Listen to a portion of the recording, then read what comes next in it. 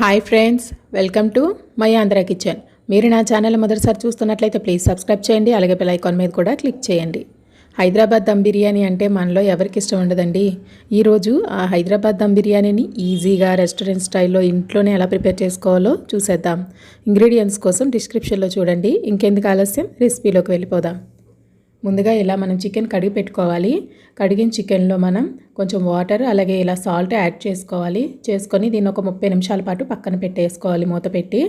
తర్వాత 30 నిమిషాల తర్వాత ఈ వాటర్ అంతా కూడా ఒకసారి బాగా కడిగేసి ఆ వాటర్ అంతా డ్రైన్ చేసేయండి. తర్వాత దీనిలో మనం మ్యారినేషన్ చేయబోతున్నాం. అందుకే దీన్ని ఇలా చిన్న చిన్నగా కొంచెం ఘాట్లు పెట్టుకోండి చికెన్కి. పెట్టుకున్న తర్వాత దీనిలో సాల్ట్ యాడ్ చేసాం. అలాగే అల్లం వెల్లుల్లి పేస్ట్,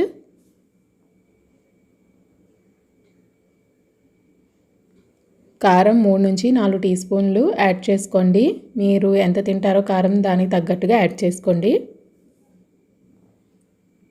అలాగే ఇది కస్తూరి మేతి ఇలా చేత్తో క్రష్ చేసుకొని వేసుకుంటే దీని ఫ్లేవర్ వల్ల చికెన్కి మంచి ఫ్లేవర్ వస్తుంది, బాగుంటుంది. అలాగే మనం ఆనియన్స్ ఫ్రై చేసి అవి వేసుకున్నామండి ఇందులో. ఈ ఫ్రైడ్ ఆనియన్స్ వల్ల మంచి టేస్ట్ వస్తుంది బిర్యానీకి. అలాగే పుదీనా, కొత్తిమీర ఇలా వేసేసుకోవాలి. తర్వాత దీనిలో గరం మసాలా వేసాం, అలాగే బిర్యానీ మసాలా, ఇవి రెండు కూడా వేసుకోవాలి. అలాగే మనం పచ్చిమిర్చి ముక్కలు కూడా యాడ్ చేసుకోవాలి దీనిలో. ఇవన్నీ కూడా ఒకసారి బాగా మిక్స్ చేసేసుకుందాం. చికెన్కి ఇవన్నీ బాగా పట్టించేయాలి. ఇలా బాగా పట్టించాక దీనిలో మనం జీలకర్ర ధనియాల పొడి కూడా యాడ్ చేసేసుకోవాలి. ఇవి రెండు కలిపేసి వేసాను నేను, మీరు విడివిడిగా కూడా వేసుకోవచ్చు.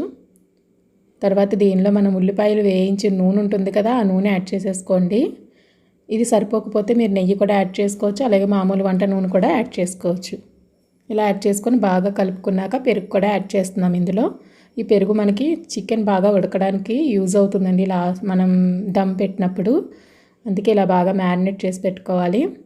ఇలా పెట్టుకున్న దాన్ని మనం మూత పెట్టేసి 1 నుంచి 2 గంటల పాటు పక్కన పెట్టేసుకుందాం. ఇది ఎంత బాగా మ్యారినేట్ అయితే అంత బాగుంటుంది మనకి టేస్ట్. అలాగే మనం ఇలా బాస్మతి రైస్ని కడిగేసి ఒక అరగంట పాటు నానబెట్టుకోవాలన్నమాట. ఈ నానబెట్టుకున్న బియ్యంలోని వాటర్ ఉంది కదా, మనం ఏ బౌల్లో అయితే రైస్ని ఉడికించుకోవాలనుకుంటున్నామో ఆ బౌల్లో ఈ వాటర్ పోసేసుకోండి. అలాగే ఇంకా ఎక్కువ వాటర్ పోసుకున్నా మంచిదే, ఎందుకంటే మనకి బిర్యానీ ఓన్లీ ఈ వాటర్తోనే ఉడకదు, ఇంకా కొంచెం ఎక్కువే వేసుకోవాలి మనం వాటర్. ఎందుకంటే మనం బాగా బాయిల్ చేశాక వాటర్ అంతా డ్రైన్ చేసేస్తాం కదా, మనకి ఫ్రీగా కుక్ అవ్వాలంటే మాత్రం ఎక్కువ వాటర్ వేసుకోండి. కొలతలు ఏమీ ఉండవు దీనికి. అలాగే దీనిలో సాల్ట్ వేసాము, హోల్ గరం మసాలా, జాజి పువ్వు, అలాగే దాల్చిన చెక్క, లవంగాలు, మరాఠీ మొగ్గ, షాజీరా, అలా బిర్యానీ ఆకులు, ఇవన్నీ కూడా యాడ్ చేసేసాం. ఇప్పుడు ఇందులోనే మనం నెయ్యి యాడ్ చేస్తున్నాం. 2 టీ స్పూన్లు నెయ్యి కూడా వేసుకోవాలి. వేసుకొని వాటర్ చూసారా బాయిలింగ్ అవుతుంది.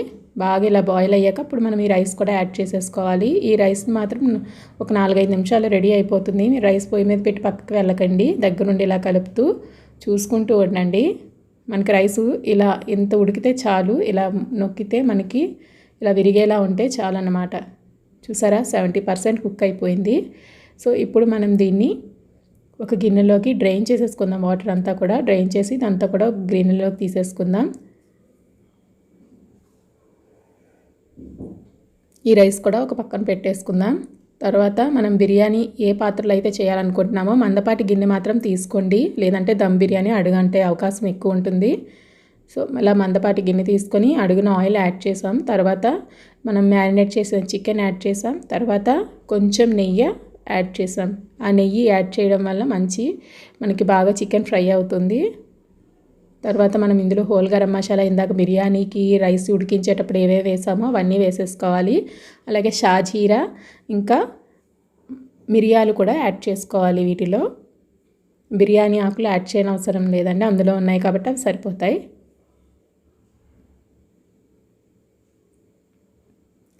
చూసారు కదా, ఇలా అన్నీ యాడ్ చేసుకోవాలి ఒక్కొక్కటిగా.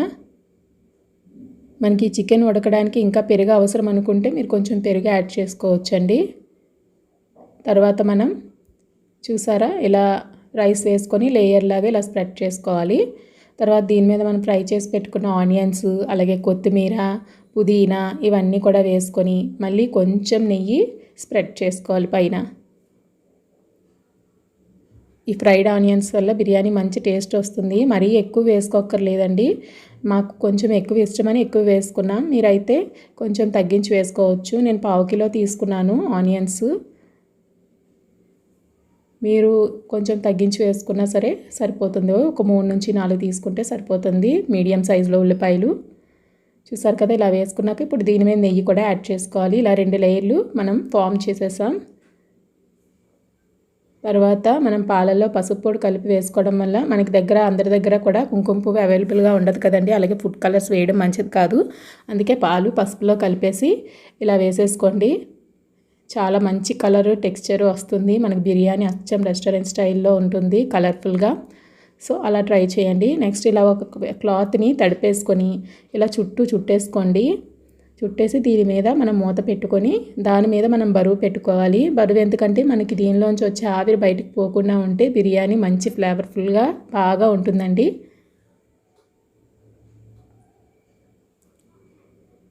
ఇప్పుడు ఇలా బరువు పెట్టుకున్న తర్వాత ఒక 10 నిమిషాల పాటు మీడియం ఫ్లేమ్లోను అలాగే 20 నిమిషాల పాటు లో ఫ్లేమ్లోను ఉడికించుకోండి ఈ బిర్యానీని.